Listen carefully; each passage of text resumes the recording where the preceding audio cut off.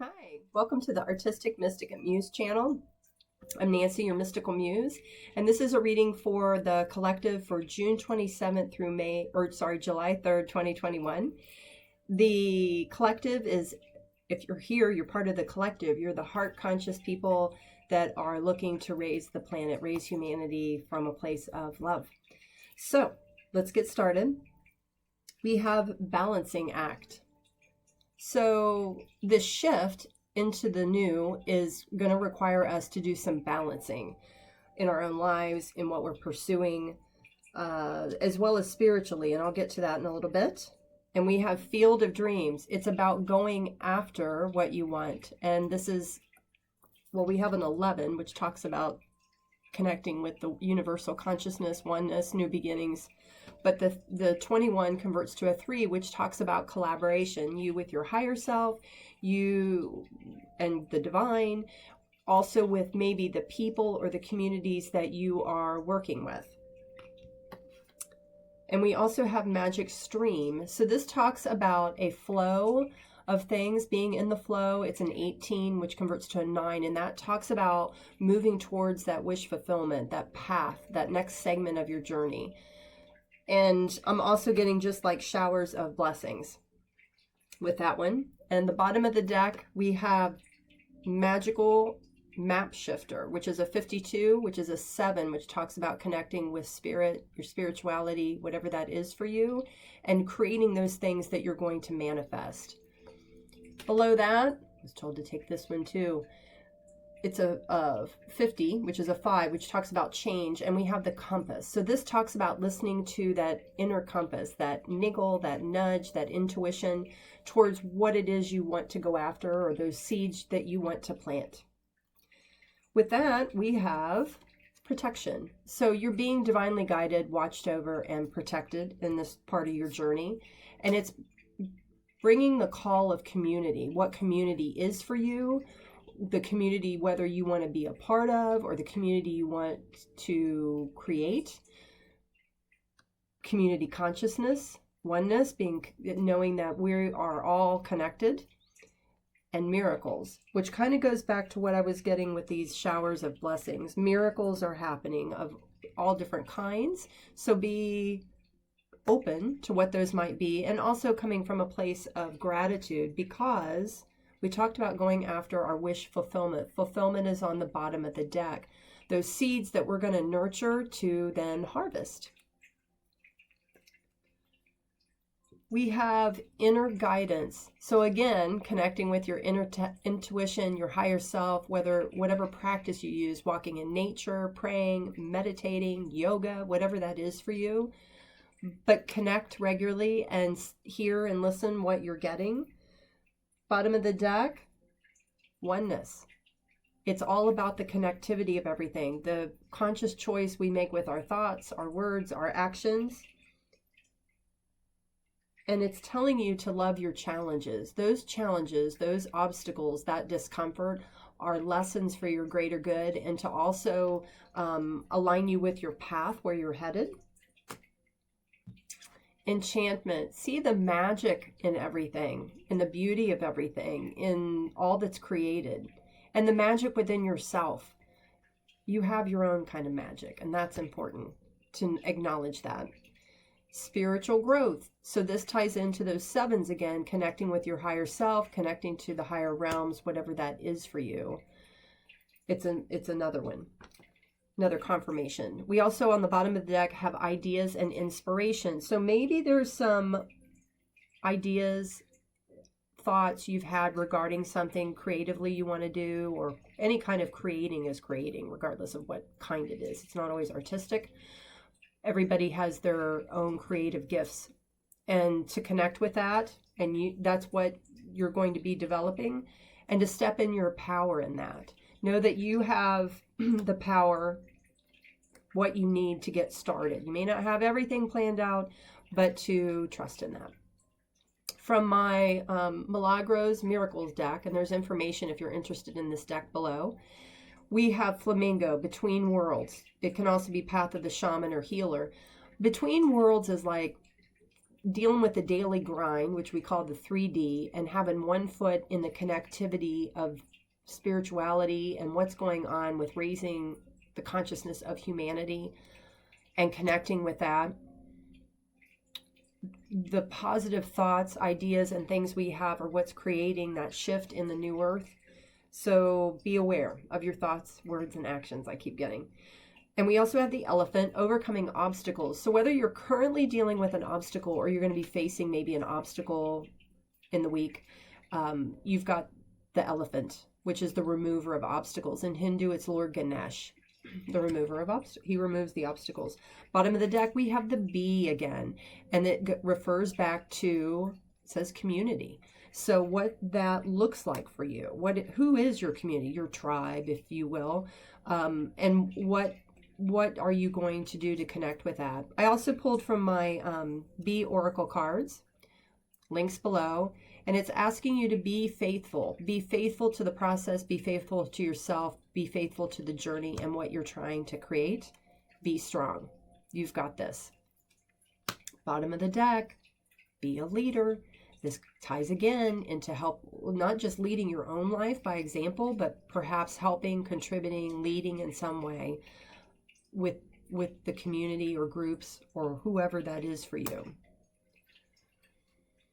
We have boundaries. So as you begin this new segment of your journey, it's important to have boundaries. Know what you will tolerate, what you won't, what serves you, what does not, and make sure that you hold those. It's not about what other people think or what have you. They're on their own journey and you live your own life, but be sure you have boundaries in place. You're not letting someone take advantage of you or treating you in a way that doesn't resonate with coming from a place of oneness, of consciousness, of being in the heart. New beginnings. So it's happening towards here, the end of the June, more of this unfolding that was kind of discussed in the other earlier weeks' readings is coming about. Again, they're asking you to have faith in yourself, faith in the process.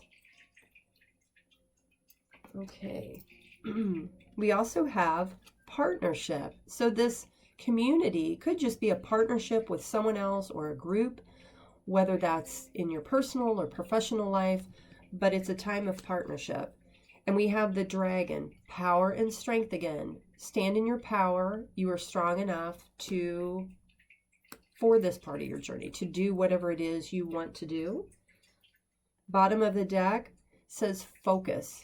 And it's a 33. It's a master number. And that, again, talks about collaboration and working in tandem with spirit, with whatever your higher connection is, as well as on the ground. All right.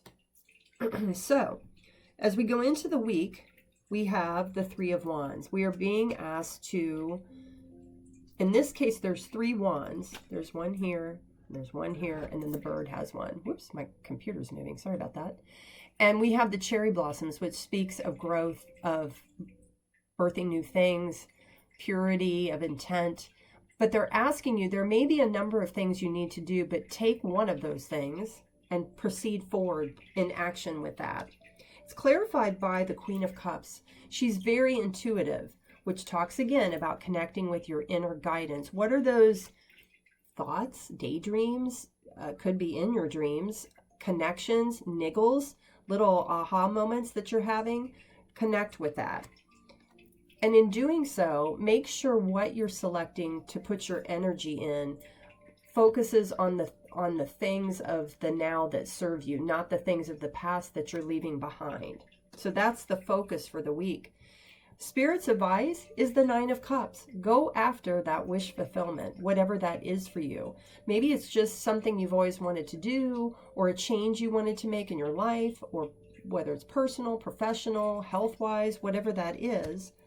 But they want you, as the Page of Wands says, to take action. I got a little confirmation there. And you're being divinely guided and assisted with the Ace of Pentacles. So some form of assistance could be advice someone gives you. It could be anything. The coins represent abundance. It could be money, but it doesn't have to be. But it could be a blessing. a miracle, something that's going to provide you with that sign, if you will, that you are to go after this, whatever this is that makes you happy. If you follow Spirit's advice, we have 2 cards. We have the Queen of Wands. She's very creative, very intuitive, and positive, and she enjoys focusing her energy and creativity in what she does. And like I said, she follows, there's the crow for intuition, and the moon. She follows her intuition, and it's clarified by the Queen of Pentacles. So this is about abundance. It's about stability, kindness, things that are very stable, that make you feel stable. That's what's going to come out of this. And you also have the Knight of Wands. So we've now had the Page of Wands, the Queen of Wands, and the Knight of Wands. And this is about taking action, firm action, and moving forward. No dilly-dallying, as we say, because it's going to help bring you the prosperity of the 9 of Coins, that being able to stand on your own, being independent in that, and receiving the, what do you want to say, the gifts that come out of it, whatever that is for you. And it also helps bring you into alignment with the 2 of Cups. So this is, for example, it's energy. You have divine feminine and divine masculine, but it's about bringing those energies together in alignment that make you feel good, that make you feel aligned, that bring you peace. And it's overseen by Raphael, and we have the Catechist, which is healing of all kinds, but it's a wellness kind of place where you're going to be at. Bottom of the deck, we have the King of Cups. So the King of Cups is very emotionally stable. It provides that kind of stability. He can be in the water. I'm getting playing in the water, playing in his emotions, enjoying his feelings, recognizing those things, but he doesn't let them run away. He's grounded. And the clarifying deck, we have the Death card. So we've seen this through May and towards the end of May and into June. And it's about clearing of the old and preparing for a new cycle. It's also further clarified by the Ace of Swords. The Ace of Swords is about knowledge. It could be that you're going to be gifted some kind of information, divine wisdom, because it's coming from the divine. And it also talks about victory or, justice, something that's coming in that's right for you, that's just for you. So the last deck I'm going to pull from today is from my Oracle cards, the Keys to the 13 Universal Laws. And we're going to see what other overlying message they have for this week of June 27th through July 3rd, 2021. And we'll see if we get any confirmations or just a little more assistance that for this week, what that means.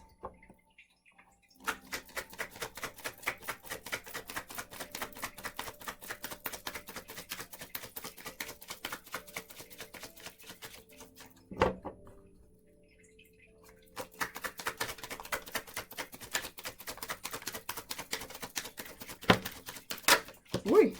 Okay. I never know what they're going to throw out. Bottom of the deck, key to awareness. So when you are connecting to that niggle, that nudge, that intuition, or little signs, synchronicities are coming in, they want you to be open and aware of what's going on. Key to kindness. So being kind is important, or receiving kindness may be part of the theme for the week. Key to truth, key to your truth. What is right? What is true blue, so to speak, for you? That is important. And innovation, whatever it is you're creating, it's coming from your it's innovative. It's something, maybe something different you've chosen to do or to create, but it's got, or maybe it's something you've done, but you're tweaking it and coming at it from a different perspective or angle. So those are your messages for the week. Keep what resonates, leave the rest behind, and we'll see you next time. Bye.